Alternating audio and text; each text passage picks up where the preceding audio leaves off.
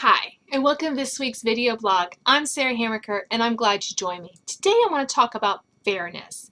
And frankly, this is one of those topics that kids like to talk about a lot. It's not fair. It's one of the rallying cries of childhood. Whether you have one child or 10, at any given moment, somewhere in the world, a child is sure he's not getting a fair shake. Practicing the fairness doctrine, though, when we try to be fair with our kids, doesn't lead to generosity and gentleness of spirit, but to grumbling and hoarding. Among siblings, especially, pursuit of fairness as a parent can create conflict, frustration, and disappointment because each child will be constantly assessing everything to make sure things are distributed evenly. I talked to one mom who had two daughters, and she tried to do this. If she bought one pair of socks for one daughter, she bought it for another. If she did one thing outing with one daughter, she did it with another. And she really tried extra hard to be fair to her girls. When her kids were grown, when her daughters were grown, one of them said to her, "You know, Mom, because you tried so hard to be fair about everything, it made nothing special." And I thought about that, and I thought, that's true. When we try to be fair by giving every child, one child needs socks, but you buy every child in your house socks. We show them that it doesn't bring across the fairness as we want. And that can just create all sorts of conflict and disappointment. So let's talk a little bit about why and some areas where we can correct our own tendency to be fair. Love. This may come as a shock, but we don't love our kids the same way, and that's okay.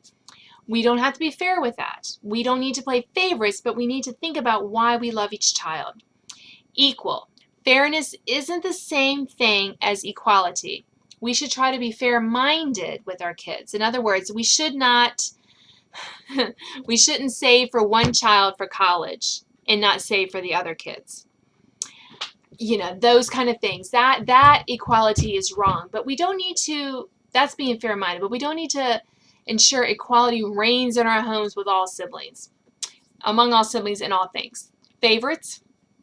I did a different video on this. You can go check that out about favorites, but we need to be careful.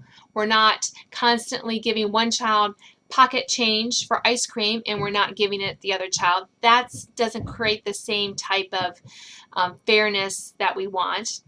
Time. Sometimes we can get crazy by saying we spent 5 minutes with Susie, so we need to spend 5 minutes with Jimmy today. It's not. Sometimes Susie needs more than Jimmy on one day of parental attention. We need to be flexible with that, but we do need to make sure that we're not ignoring another child, that we need to make sure we're meeting the needs of our kids. Discipline. Many parents also make the mistake of trying to discipline their kids in a fair manner. That may sound good, but in reality, it can promote dissonance among siblings. In other words, some kids respond well to discipline that's restrictive. Some kids don't. So you kind of have to make sure that you're meeting the needs of each child in your discipline and not worrying about whether you're being fair or not. Giving and receiving. Should we give the same amount to each child all the time? No. And our kids, they get different allowances, and they think that's not fair sometimes, but it's according to age. So I remind them, well, when you were that age, you got that much. Or when such and such was that age, he got that much allowance. And one day you'll get more allowance. If only one of my children needs a pair of jeans, I'm not buying everyone jeans. I'm getting that one child jeans. School is a great example. Sometimes kids have parties that other kids don't. Well, they can go to those parties. Sometimes they're invited to friend parties and other kids aren't. Well, that's just the way it is. So they can learn that life isn't fair, and that's okay. How do they deal with it? How do they roll with that? Privileges. With children of varying ages, privileges generally are not distributed evenly. This sometimes triggers jealousy among siblings, especially younger brothers and sisters who envy older siblings their freedom. But as I remind my kids, with more privileges come more responsibilities. Chores are not aligned equally among my kids. Everyone has chores, but it's according to their age and ability.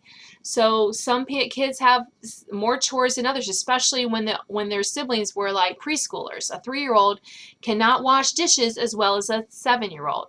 There are some, but then the 7-year-old gets to stay up much late and have other privileges. So kind of balancing that out between privileges and chores and reminding them, yes, it might not seem fair on the surface, but there are reasons for that, and not always explaining those reasons either.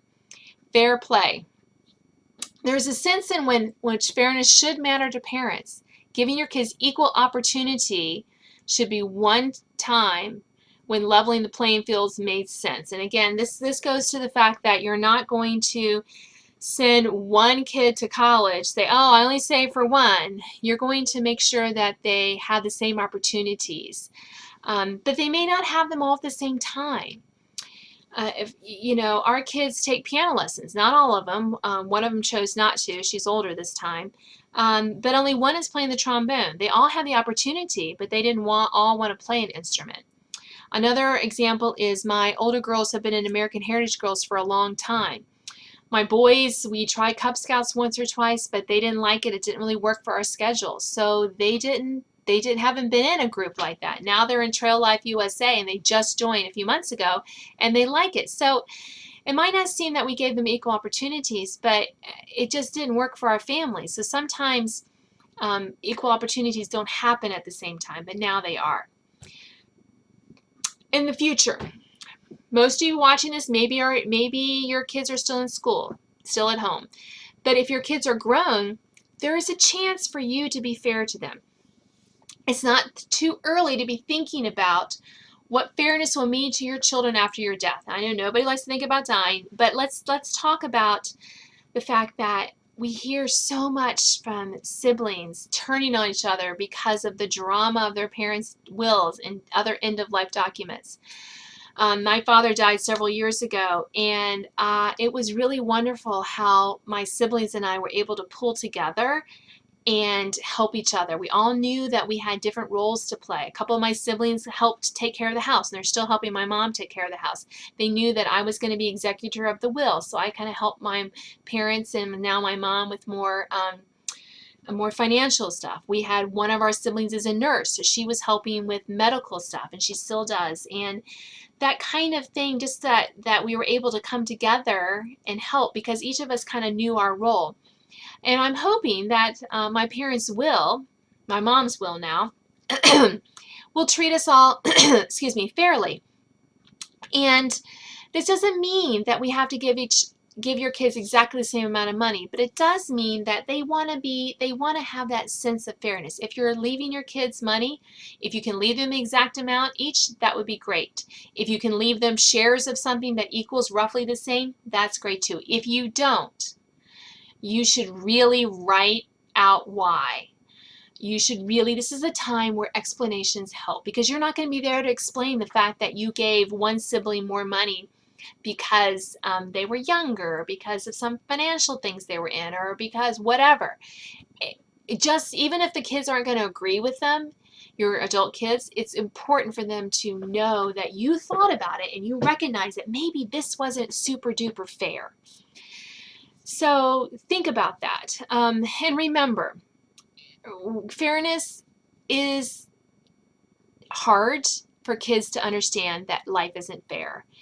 And helping them kind of learn how to cope with that is one of the best gifts we can give our kids.